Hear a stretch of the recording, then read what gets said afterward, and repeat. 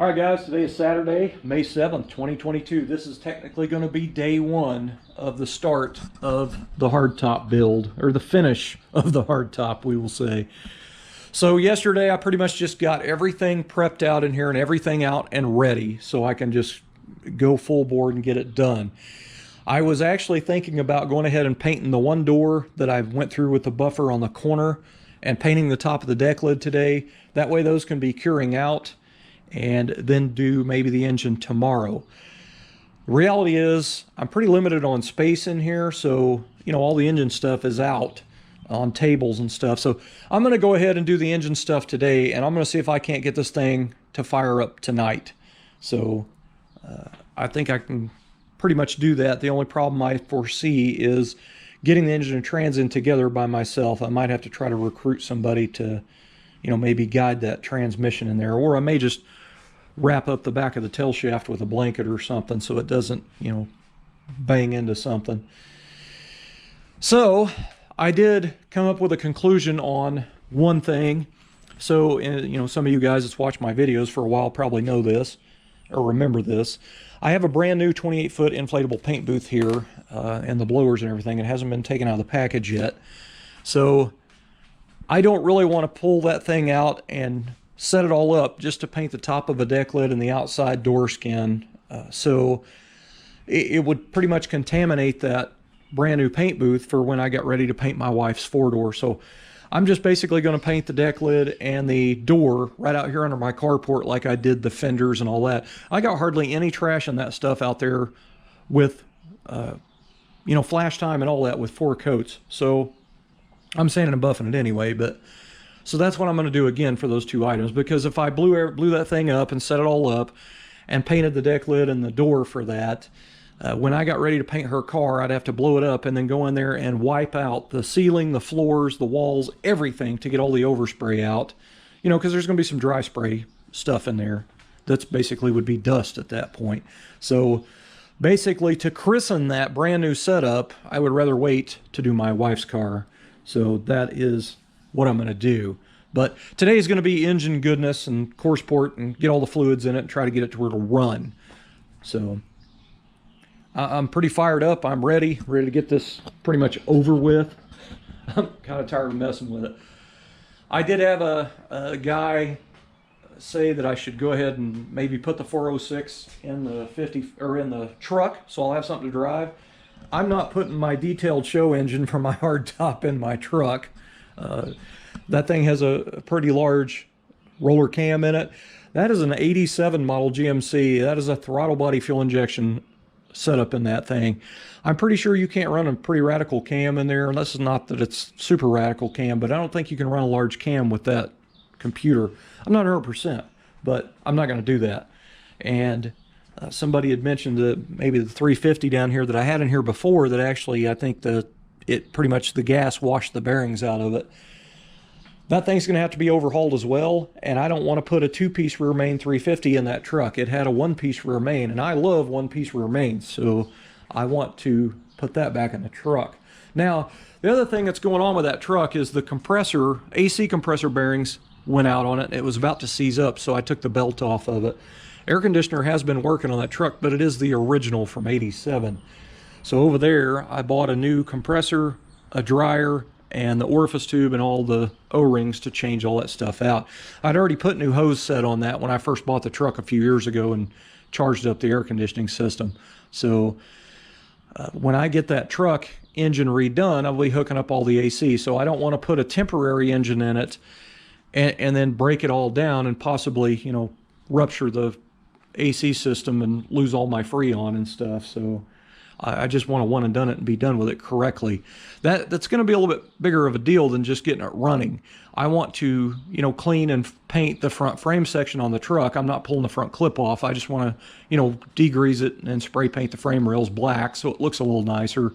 But I want to paint the engine nice and, blast the air cleaner and blast the brackets for the engine and paint everything separately. I want to detail the engine compartment when I build the engine. So it's just stuff that I'm going to have to do when I get there. So that's going to end up being a pretty big job on the truck. That's why I said this is closer than that, because if the engine's out of that truck I would rather do all that stuff that I want to do than just slopping it together and then want to do it later. Because eventually I'm going to restore that truck. Semi. I'm not taking it off the chassis or anything like that. I'm not even jamming it. I'm just respraying the outside and putting new side trim on it, new weather stripping and seals. But I would like the engine compartment to look a little nice, you know, with the new engine and everything. But that is it, guys. That is the introduction video here for day one. This is the plans for today, and I may end up having to recruit somebody to help me get that engine in there, but not sure who that's going to be yet. Here we go. Let's get started. I forgot to mention, I do have some video clips of yesterday when I was getting everything prepped and ready, so I'm going to go ahead and pepper those in here. So the video clips you're going to see after this particular part is going to be from yesterday. Well, that was awesome. So I needed to replace the valve stem on this because it was leaking around it. So I, had the tire and rim off, and that was what I was going to do. And then I remembered the truck engine's junk, so I couldn't take it to the tire shop. My neighbor come over, and I asked him, I said, have you ever replaced a valve stem at home without taking a wheel to the tire shop? Because I never have. I mean, I've put new valve stems in rims without tires on them here, but I've never put, broke a bead at home without tearing up the rim. So he used big clamps that you use to like clamp wood together, and it just pulled that tire right off that bead. And we had enough room to get in there and replace that. He drove me across the street to Tractor Supply, and they had valve stems, and popped it right in there. Pretty freaking awesome. So I didn't have to go to the tire shop, and I didn't have to worry about them nicking or scratching up my rim, because basically I got to do it myself. But here is why the valve stem was leaking. You're not going to be able to see it, but I can walk you through it.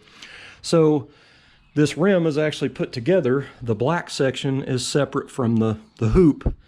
So it's fully welded, but they put clear silicone on it from the factory that made it, Weld did. That silicone was slimed way up the rim edge here, about halfway to the hole. So it wasn't allowing the valve stem to seal at the silicone. So what we ended up doing was going in there and just kind of cutting and scraping and cleaning off the junk out of it, off around the hole. And we put the new valve stem in, and then he put some soap around it, and it's not leaking. So that's pretty awesome, man. So saved me quite a bit of money for having the tire shop to do it, and I didn't have to worry about somebody nicking up the rim. Awesome. I love it. Thanks, Vandy. All right, so started trying to tidy up in here a little bit and get ready for this mega crunch. So I broke down the table I had over here that had all the bodywork stuff on it that I was using for the four-door. I got all the tools cleaned out of it and put back up on the shelves. I stuck the deck lid kind of through the back window and up on the hinges. So what I'm going to do now is wipe that down with a dry new microfiber, and then I'm going to lay some sheets on it, and then I'm going to put, actually no I'm not, because the sheets might have downy in them. So I'm just going to put this car cover back on that and strap it all down. So that, if I have to, I can leave it outside if I have to, but more than likely I'll be able to pull it back in and out every night. But I do want to put the cover on it. But there will be days that I kind of need the hardtop right here in the middle, so I have plenty of room to work around it. So I'm trying to formulate my plan. I need to go ahead and remove the core support, so that'll be one thing to do to get it out of the way. I'm going to be bolting the engine and trans together and putting them in together, and I'm going to need help for that. I'm going to need somebody to guide that in there, because I sure don't want to scuff that firewall or ding it or scratch it trying to set those in together. That firewall is sanded and buffed all the way down to the pinch weld, so that would be bad. But I did wipe it down. It's already dusty again because this garage is filthy, but it's good enough. I just got the brunt of the dust off of it, so when I'm working on it, I don't, super scratch it up. But kind of nice getting that tire fixed. Now I don't have to put air in the tire every single day, so that's kind of cool. I did Mother's Mag and aluminum polish the back side of the hoop again and got it cleaned back up. I'll have to do that to the other 3 rims eventually. The hole underneath that car, I'm sure, is filthy. I'm sure it's very, very nasty. Let's have a look. can't really see it. Yeah, you can't really see it.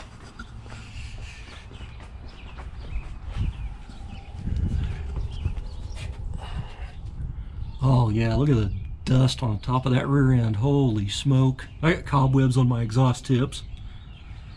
So yeah, it's pretty dirty, but golly, the side of that gas tank up there is filthy too.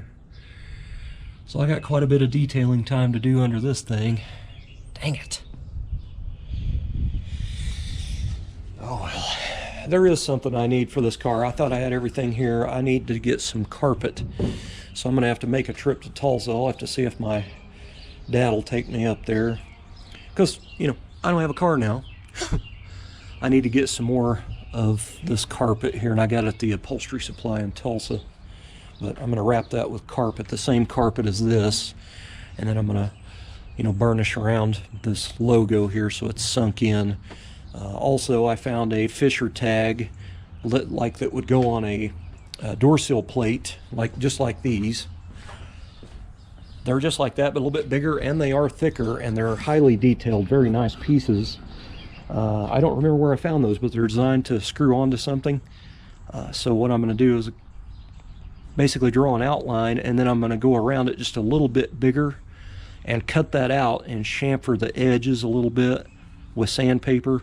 And then when I put the carpet on this panel and burnish it around all this, so this appears raised in the carpet, I'm going to pull the carpet through and cut it out, you know, and fold it up underneath with spray glue and everything. But I'll put a panel underneath with that tag on it, so this will be like sunk down in there even with the carpet instead of just sticking it to the top of it. So this will be pretty neat. And then I've got panels that will go in here. I've got a panel that will go across here, which I have to cut it out. I've got the template made, I just don't have it cut yet. But all this will be walled off, which I don't have to do any of this trunk stuff right now. I just want to get the car running and driving so I can use it. But before the show on the 18th, I'm definitely going to have to finish the trunk upholstery. But I need to finish wiring up my gauge set. But I mean, there's, you know, little stuff to do. But right now I just need to focus on the paintwork on the trunk lid top and that one door. I also need to Raptor line the inner fenders, the back side of them, the underneath side of the fenders themselves, the splash shields that go on the very lower part of the inner fenders to the body, and the splash apron up underneath it. They are primed and everything and ready. I just need to Scotch-Brite them down and then shoot them. I do have I hope I have enough. I'm sure one single of this Raptor liner will work, but I need to do that as well. And I will probably do that the same day that I paint those parts, the door and the trunk lid. But that way most of the stuff can be assembled minus the hood. So that is the new plan. It's amazing to be, you know, off of this car for a long period of time, and then I go back to it, and as I'm cleaning it up, it's like I fall in love with it over again. So, you know, I'm not mad at it anymore, so that's kind of cool. It's amazing to see the amount of work and the detail that I did to this car, and golly, this thing it's going to be a knockout if I ever get it finished. I don't even remember if I wiped down the side of the car. I think I did. Look down that thing. Man, I love this car. Just need to finish it, man.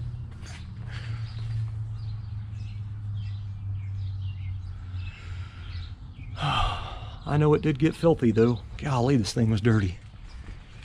The carpet feels dirty, so I'm gonna have to wipe it down real good. All right, so I'm gonna go ahead and remove the core support, I guess, and get that. I might actually take it in the house to get it out of the way.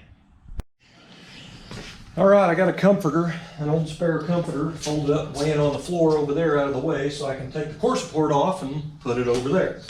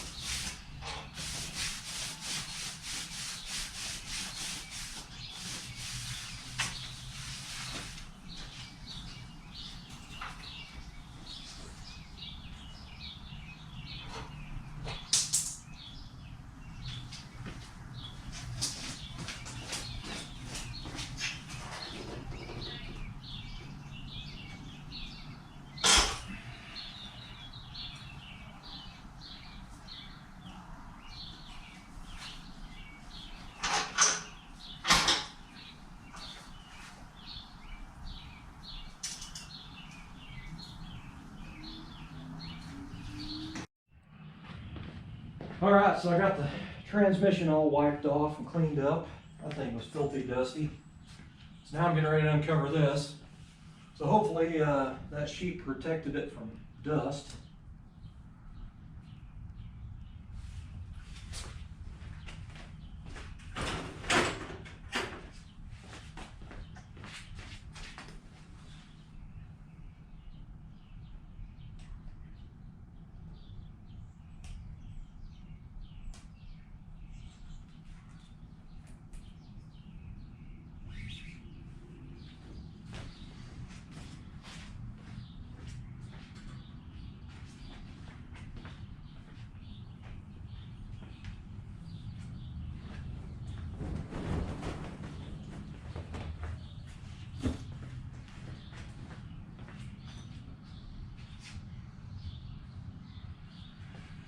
Well, it looks like it didn't get dusty, so that's kind of good. That's really good, actually.